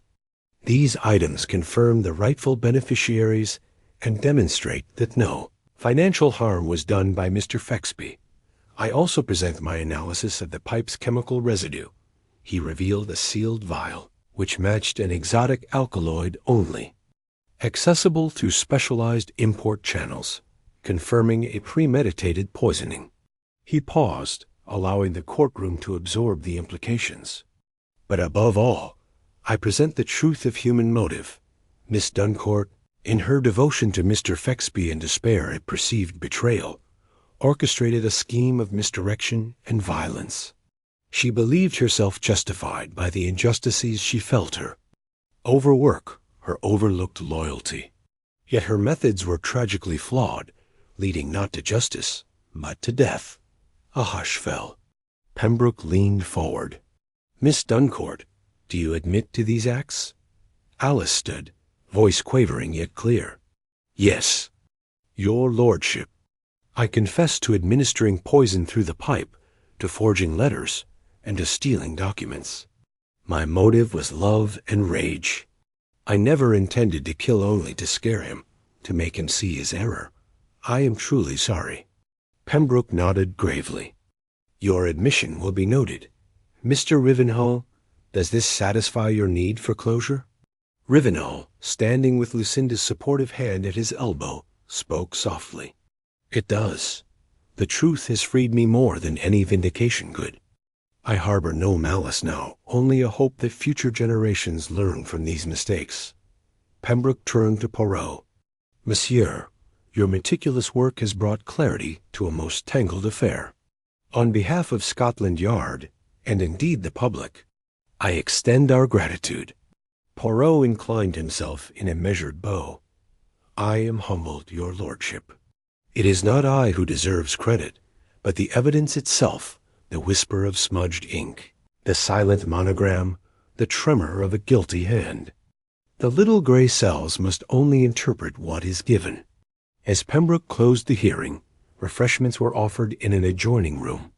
Poirot, Hastings, and Japp returned to a more informal setting where Lucinda and Rivenhall waited. Emery stepped forward. Captain Hastings, the widow's family has invited Mr. Rivenhall to dinner next week as a gesture of reconciliation, and Mrs. Sinclair and Mr. Reeves have been commended for their cooperation. Hastings offered Rivenhall a warm handshake. Well done, old chap. Your name is clear, and justice tempered by mercy has prevailed. Rivenhull smiled with a quiet relief. Thanks to you all. I hope to rebuild the trust fund for the widow's heirs, and honor Mr. Fexby's true intentions. Poirot sipped a cup of coffee. Efforts guided by integrity yield their own rewards. He addressed Alice, who lingered near the door. Mademoiselle Duncourt, in the trial to come, I trust the court will weigh your remorse heavily. May you find a path to redemption. Alice nodded, tears glistening. Thank you, Monsieur Poirot. Later, as the party dispersed, Hastings remarked to Poirot, This is the last time we'll see most of them, isn't it? Poirot gazed toward the winding corridors of Scotland Yard. Perhaps. But our paths always cross where the human heart falters. And when they do, the little gray cells are ready. Japp chuckled. You'll never retire, will you? Poirot's mustache twitched into a soft grin. Retirement, mon ami? My cells demand their exercise until the end. Now, where is my cab? I believe another mystery awaits just beyond this door. As they stepped out into the crisp London air, the winter sun glinted off the newly fallen snow. Grenadier Row lay silent beyond the bustling streets, its secrets laid bare, its lessons learned. And in that quiet glow, Poirot, Hastings, and Japp moved on ever vigilant, ever ready to untangle the next enigma concealed within human nature. Chapter 16. Shadows of Redemption. Hush of early evening fell over London as Hercule Poirot stepped. From the cab a slender figure in immaculate gray, his bowler hat tilted just so. He paused beneath a gas lamp, allowing the soft glow to halo his silhouette. In his hand he held a letter from Lucinda March, its seal freshly broken.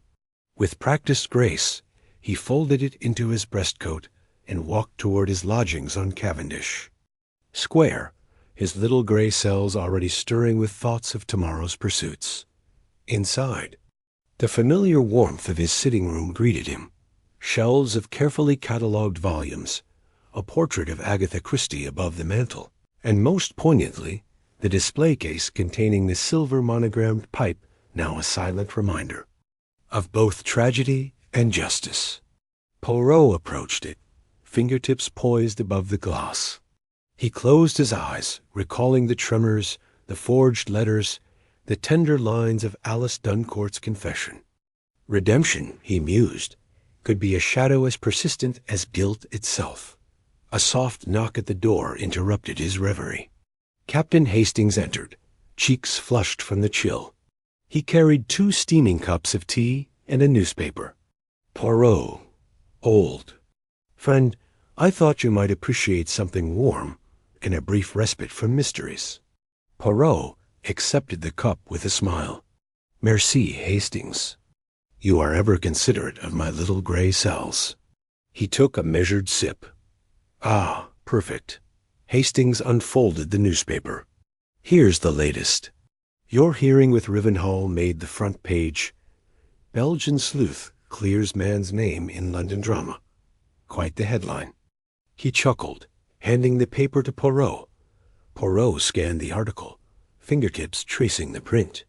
It seems the public thirsts for tales of intrigue and triumph. But, mon ami, truth is not always so neatly packaged. Hastings raised an eyebrow. And what of Miss Duncourt? There's a brief mention of her sentencing manslaughter, a term of 2 years recommended, citing remorse and mental duress. Poirot folded the paper. A fair sentence, given her youth and heartfelt contrition. Redemption must be earned, yet compassion must temper punishment. He set the article aside. And what of Southaven? Any word on Rivenhull's plans? Hastings shook his head. Nothing yet, though Lucinda hinted he might join her in Paris come spring. A new chapter, perhaps. Poirot's eyes twinkled. Paris, what a city for renewal. I trust he will find peace there, guided by honest companions and distance from fear. Past shadows. They sipped their tea in companionable silence, the ticking of the old clock marking each reflective moment. At last, Hastings stood. I should head home. But Poirot, do you ever tire of it all? The puzzles, the revelations? Poirot set down his cup. Mon cher Hastings, the heart of humanity is the greatest puzzle of all. Each mind, each motive, is an intricate weave. As long as humans err and err again, my little gray cells shall remain engaged. Hastings smiled ruefully. Then I see no retirement in your future. None at all, Poirot replied, adjusting his cravat. But now we shall rest. Tomorrow, I examine a curious case of a missing violin and a mysterious serenade. Shall I expect you to accompany me? Wouldn't miss it, Hastings said, clapping Poirot on the shoulder as he departed. Left alone, Poirot wandered to the window. The streets of Belgravia lay quiet, lamps flickering in the fog. He reflected on the threads he had untangled, the devotion that became vengeance, the partner who saw truth through absence, the household bound together by shared grief and forgiveness. Each had emerged changed, some wounded, some healed, but all touched by the deft balance of justice and mercy. From his pocket, he retrieved Lucinda's letter and broke the seal. Her handwriting curved elegantly across the page. Monsieur Poirot, your presence at South Haven brought peace to old wounds. Theodore and I send our deepest gratitude. May your path be ever illuminated by reason and kindness. We shall remember London and number 16 with warmth rather than sorrow. Yours sincerely. Lucinda March Poirot folded the letter and placed it upon his desk. Kindness and reason, he murmured, smiling softly. Those are keys that open not just locks, but hearts. He extinguished the lamp and prepared for bed, the echo of footsteps in his hallway signaling the close of another day's labors. As he slid beneath the crisp sheets, his mind turned not to the monogrammed pipe, but to the lives that had intertwined through greed, grief, and ultimately redemption. And so, in the quiet sanctuary of his lodgings, Hercule Poirot, ever vigilant, ever compassionate, drifted into sleep, ready for the dawn of a new mystery, secure in the knowledge that truth and mercy would always find their way through the shadows. 17. A serenade in shadow the following morning. London stirred beneath a light drizzle as Hercule Poirot descended the narrow stairs of his Cavendish Square lodgings into the cozy dining room. The polished mahogany table was set for breakfast soft-boiled. Eggs in delicate porcelain cups, fresh rolls beside a pot of steaming tea. Yet Poirot's mind lingered on the letter he had placed beside his bed, a crisp, cream-colored envelope bearing the crest of the Royal Academy of Music. He sliced it open with elegant precision and read, Monsieur Poirot, forgive the urgency, but I know of your recent endeavors. My name is Isabella Fortescue, principal violinist of the Royal Philharmonic. A priceless Stradivarius has vanished from my dressing room, replaced by an anonymous note containing only the words, Listen at midnight. I fear for my reputation, and for the fate of the instrument. May I entreat your help? Fortescue Poirot folded the letter thoughtfully, smoothing its edges. The missing violin, a crime of art and nerve, presented a tantalizing challenge. He placed the letter on his breakfast tray and poured a cup of tea, the aroma of bergamot stirring his gray cells into wakefulness. A soft rap announced Captain Hastings's entrance. He carried his bowler hat and the morning paper, his expression a mixture of curiosity and anticipation. Good day, Poirot, Hastings greeted, removing his coat. You look intrigued.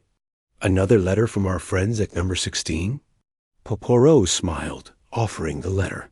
No, Hastings, this one comes from the Philharmonic. A vanished Stradivarius and a midnight summons. Clearly a case that will strain the strings of reason. Hastings took the note and whistled softly. A midnight serenade without a violin? How delightfully sinister. Precisely, Poirot replied, pouring Hastings a cup of tea. This is not mere theft, but a psychologically charged provocation. The thief or the orchestrator wishes the victim to act, to reveal themselves in darkness. Hastings blinked. You mean Isabella Fortescue must appear at midnight to retrieve her instrument? Sounds like a trap. Or a confession waiting to be coaxed, Poirot said, sipping his tea. We must learn the circumstances of the disappearance. When the violin was last seen, who had access to her dressing room, and the nature of that note. A midnight instruction is a clue in itself. At that moment, Inspector Japp entered, his umbrella dripping onto the mat. Morning, lads. Heard talk of a missing violin? The Yard alerted me, but they haven't yet called formally. Poirot stood extending a hand. Inspector, Isabella Fortescue seeks my assistance. I thought you would like to accompany us. I trust your expertise will harmonize with our investigations. Japp shook his hand. Always happy to help. If there's one thing I know, it's that musicians have tempers sharper than their instruments. With introductions complete, the trio reviewed the letter again. Poirot's finger traced the elegant cursive of "Listen at midnight." Note the absence of location, he pointed out. She must discover where to listen. Perhaps the note refers to a landmark within the Philharmonic's halls, a rehearsal stage, a hidden balcony. Hastings tapped his chin. Or the composer's portrait in the foyer. Midnight beneath Haydn's gaze, perhaps. Japp chuckled. Sounds poetic, Hastings. But let's not ignore that this slip could be code only Fortescue's close colleagues might know its meaning. Poirot nodded.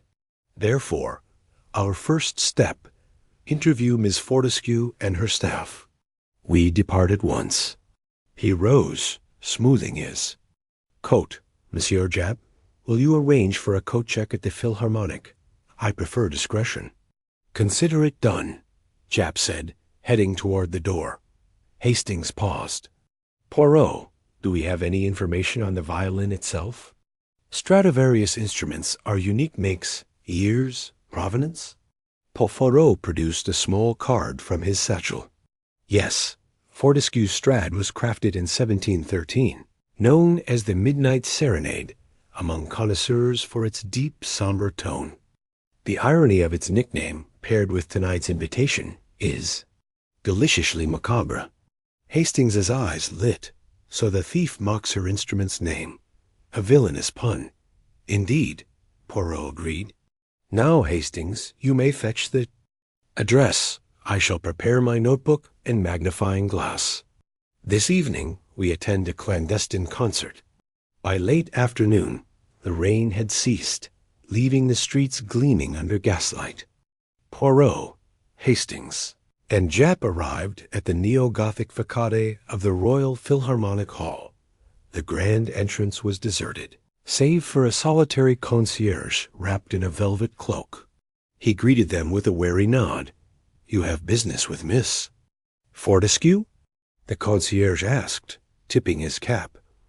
Poirot produced a visiting card. Monsieur Hercule Poirot, invited by letter. I request access to Miss Fortescue's dressing rooms. The concierge examined the card, then gestured to a side door. Follow the corridor, sir. Miss Fortescue's suite is the second door on the left. You may wait there until she arrives. Inside, the corridor was silent, lined with plush carpets and framed lithographs of historic performances. The door to Fortescue's dressing room bore a brass nameplate. Poirot knocked politely.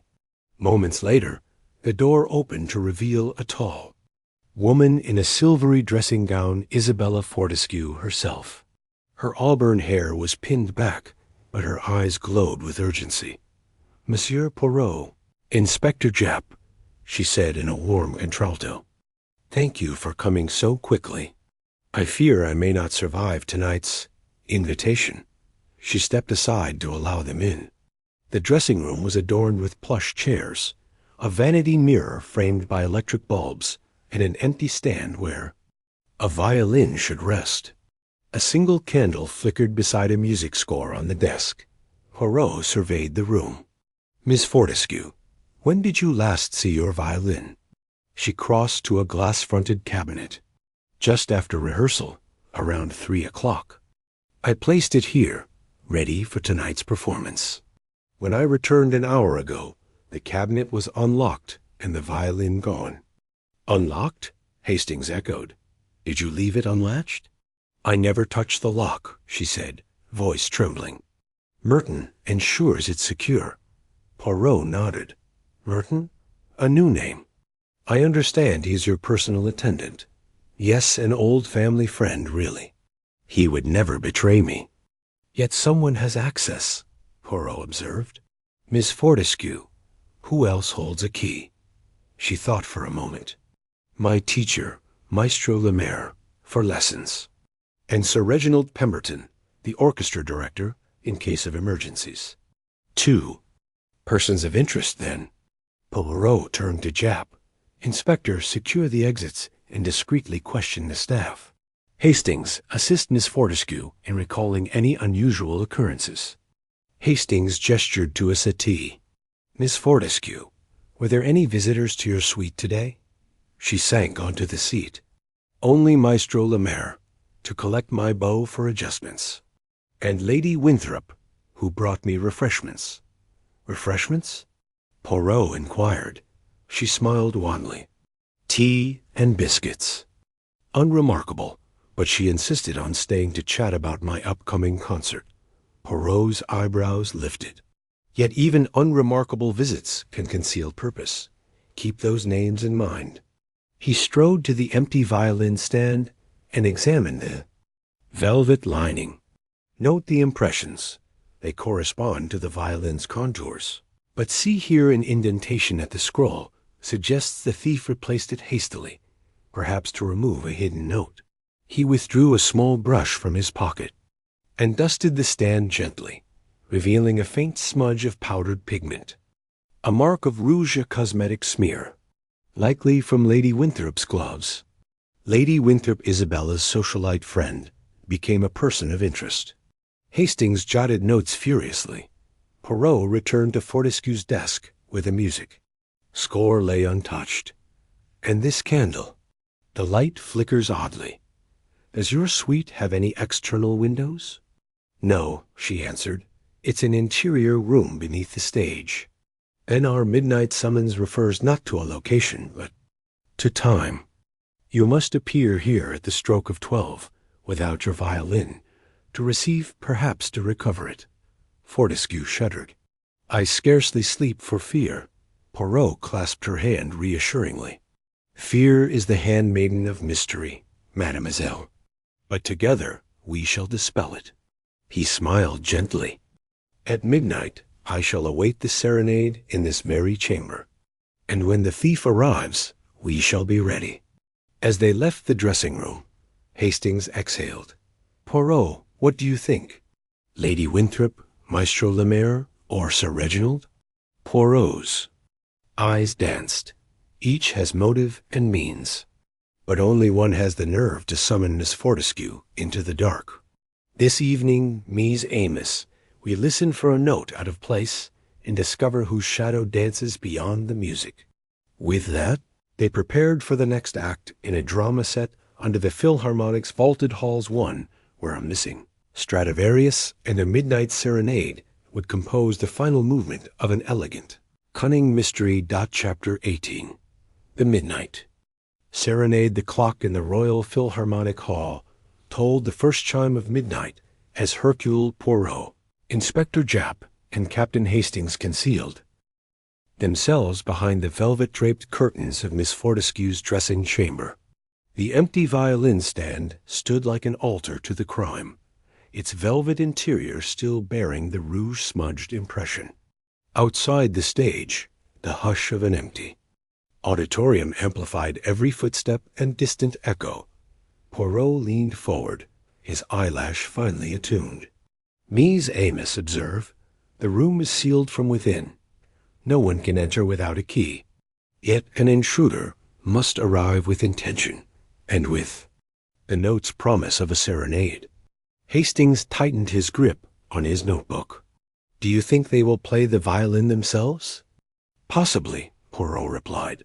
or perhaps leave it as a lure. The thief's motive remains obscured, but their confidence betrays guilt. A soft click sounded the door latch turning. Poirot signaled silence. The door swung inward to reveal Lady Winthrop, her evening gown falling in pale waves, clutching the Stradivarius beneath her cloak, as though shielding a guilty treasure. Her powdered face was pale, eyes wide with triumph and fear. She paused, inhaling shakily. "It is not yet safe," she murmured, noting the hidden figures. "I came to retrieve what is rightfully mine." At that signal, Poirot stepped forward, hat in hand. "Madame, good evening." His tone was gentle, but unyielding. "I believe you have recovered Miss Fortescue's instrument." Lady Winthrop's hand tightened on the violin scroll. "I found it unattended. It called to me. Its beauty, its legacy. I could not bear for it to languish when I might give it the homage it deserved." Inspector Japp emerged from the shadows. "With all due respect, Lady Winthrop, you stole it. And you lured Miss Fortescue into danger with that ominous note." Her composure flickered. "Danger? I never intended harm." She placed the violin on the stand. "I wanted only to secure it until I could return it, so no one else would mishandle it." Her voice broke. Poirot moved gently to the violin, running his fingers under the faux-shaped sound hole. "You used your gloves during tea delivery to transfer the rouge pigment," he said, labeling the stand impression as an invitation. "You knew Miss Fortescue would assume a coded message, that she would return at midnight alone." Lady Winthrop's tears glistened. "I thought it fitting. A midnight return. A quiet reclamation." "And yet," Poirot continued, "you wielded not artistry, but deception. You deprived the Philharmonic of its prized instrument, risking reputations and invoking fear. A serenading shadow is no serenade at all." Captain Hastings stepped forward. "Why not simply borrow it with permission?" "You are a respected patron." The lady bowed her head. "Permission implies consent. I feared the bureaucracy of the board would veto my proposal to exhibit it privately. So I took matters into my own hands." Poirot inclined his head. Misguided zeal for preservation, mired in selfish secrecy. You treated Miss Fortescue's trust as collateral for your own vanity." Lady Winthrop inhaled, shoulders trembling. "Yes, I see that now." Poirot turned to Miss Fortescue, who had peered at the open door. Compassion softened his gaze. "Madame, your violin is safe. Let us return it to its case and ensure it is cared for as both treasure and living voice." Isabella stepped forward, taking the Stradivarius in gloved hands, as though reacquainting herself with an absent friend. She raised the bow and paused, drawing a single note of pure, clear G that hung in the still air. It was a promise restored. Inspector Japp placed a reassuring hand on Lady Winthrop's arm. "Come, Lady Winthrop, we shall resolve this quietly. No need for scandal." As Lady Winthrop followed him into the corridor, Hastings exhaled. That was almost a duet of disaster.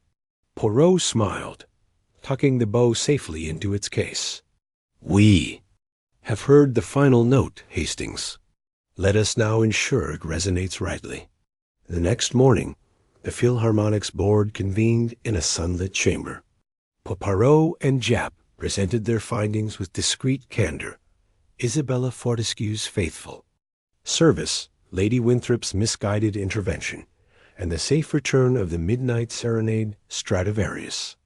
Applause greeted the outcome, a restoration of trust rather than retribution. Later, in a quiet alcove lined with history's portraits, Poirot reflected with Hastings.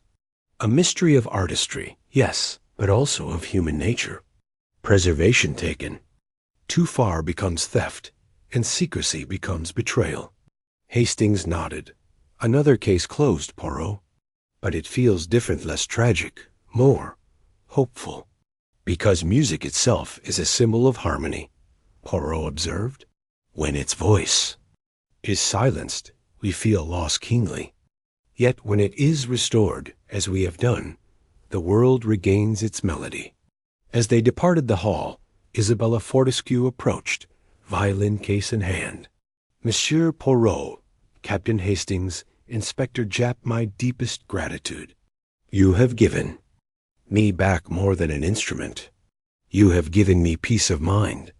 Poirot inclined his head with characteristic grace. The little gray cells simply guided us. The true harmony lies within one's heart. Under the pale winter sun, the three companions walked away from the Philharmonic, their figures framed by the building's ornate facade. Behind them, the strains of a rehearsal drifted through open doors, prelude to a concert yet to come. And so ends this tale of misdirection and melody, where Poirot once again proved that through observation, understanding, and kindness, even the most elusive of mysteries can be brought into the light resonant, triumphant, and forever in tune with the human spirit. Chapter 19. Whispers of Tomorrow. First snow of winter had begun to settle in delicate filigrees upon the rooftops of Belgravia, transforming the dark city streets into a silent tapestry of white.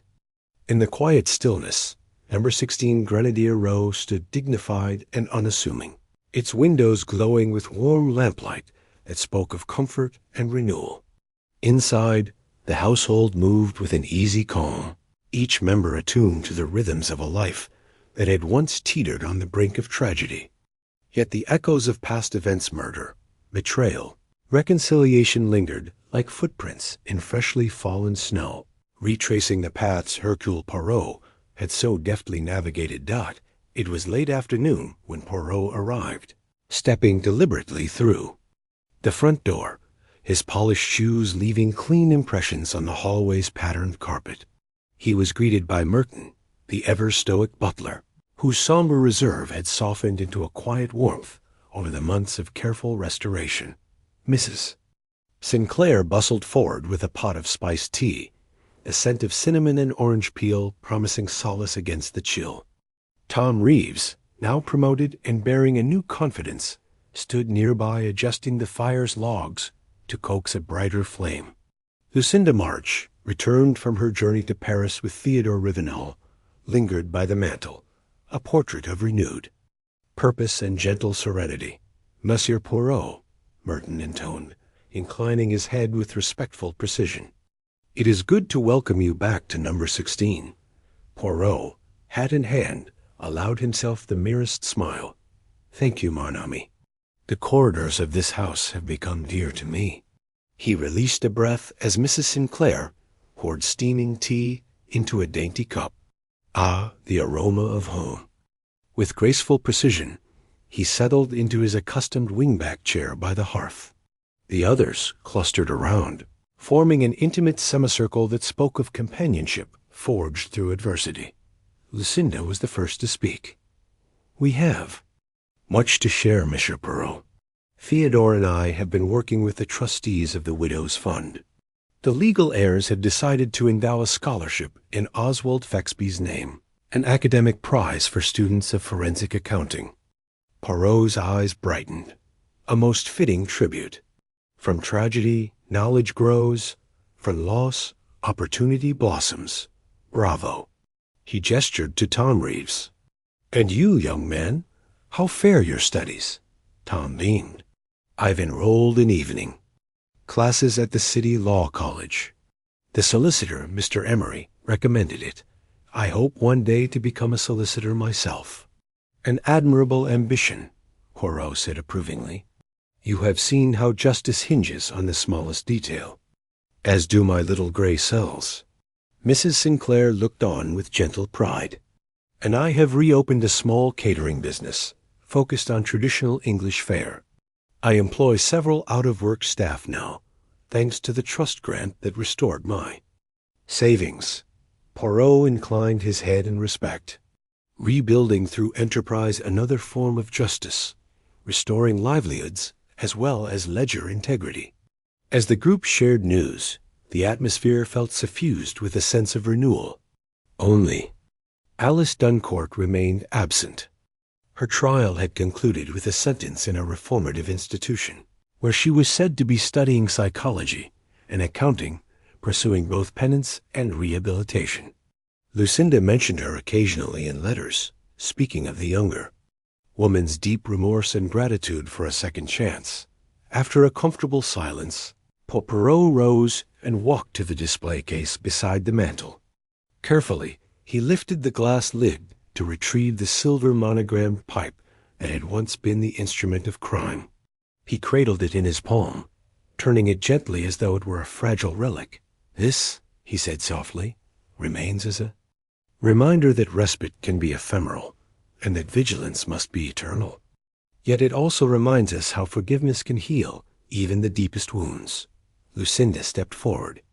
"I have prepared something for you, Monsieur Poirot."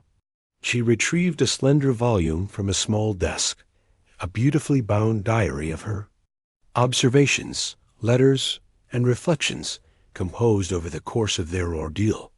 "I thought you might appreciate having the complete chronology, from the first discovery in the study to our journeys to South Haven and the Philharmonic."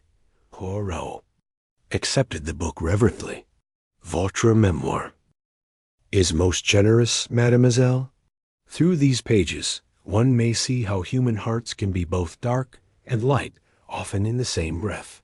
He placed the diary on his lap, but did not open it immediately.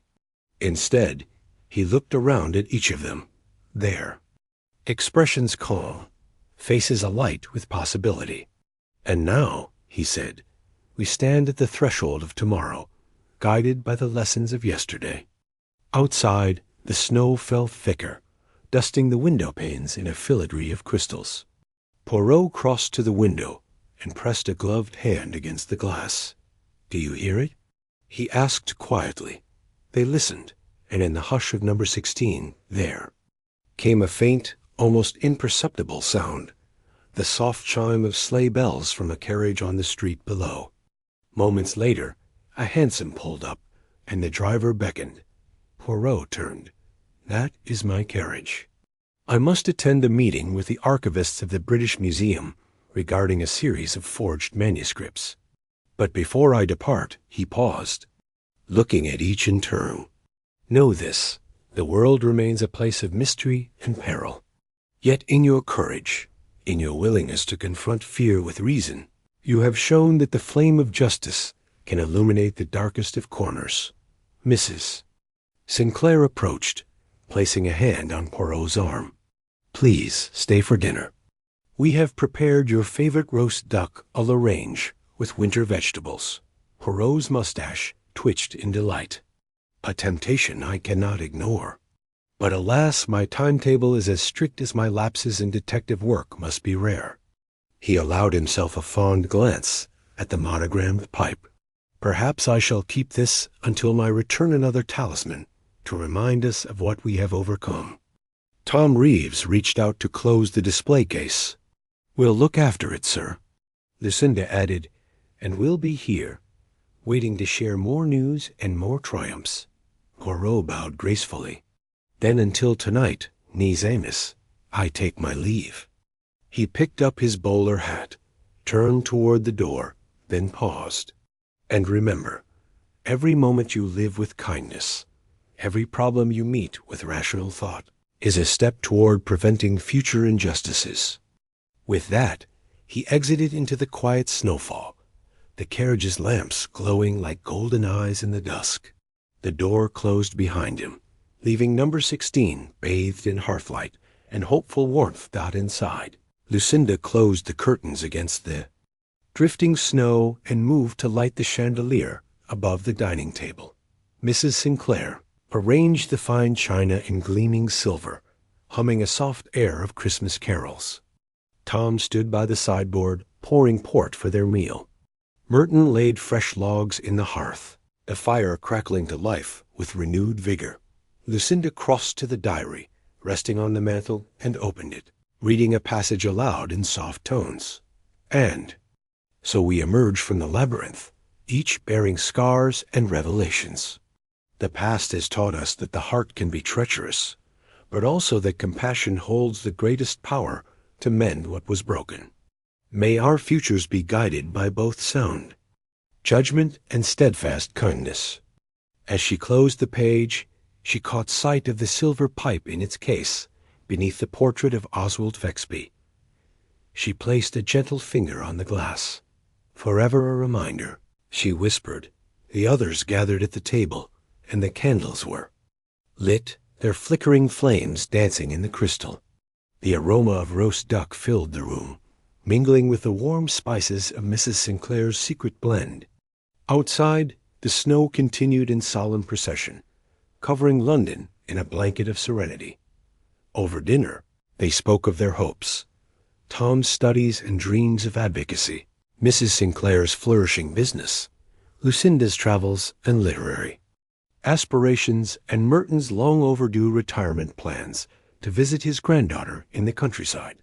Even as they laughed and exchanged stories, the memory of sorrow lay quietly beneath their conversation, a reminder of the fragility of life and the strength one finds in unity and understanding. Later, when the plates were cleared and the final glasses of port drained, Lucinda rose and retrieved a small box from her pocket. She handed it to Poirot, who had returned, much to their delight, bearing a letter from the museum archivists inviting him to collaborate on preserving priceless manuscripts. Inside the box was a silver locket, engraved with the monogram TR, and containing a miniature portrait of Theodore Rivenhall and Lucinda March side by side. Poirot looked upon it with his characteristic blend of respect and amusement. "You honor me, mademoiselle," he said softly. "Yet this locket belongs to you both, to the friend who risked all for love, and to the man who returned to claim his name. It is a symbol of rekindled trust." Lucinda clasped her hand to her heart. "And a promise that the future we build will always be brighter than the darkness we endured." That night, as the household retired and the fire burned down to embers, Number 16 settled into a deep, peaceful slumber. The world outside lay hushed beneath its snowy veil, and within those walls, kindness and reason reigned supreme.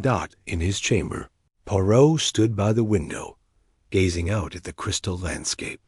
He turned toward the mantel where the diary, the pipe, and the locket rested together, a constellation of memories that told a story of sorrow and redemption. He traced a finger along the coffee-stained cover of Lucinda's journal, then adjusted his cravat with a contented sigh. "Ah," he murmured to the empty room, "the little gray cells have worked well here. But tomorrow a new puzzle awaits, for the universe never ceases to surprise those who seek its truths." He extinguished the lamp, and the room fell into darkness. Outside, the snow whispered against the panes, and in that quiet, the promise of tomorrow glowed like a distant star, guiding hearts toward justice, compassion, and the enduring resonance of the human spirit.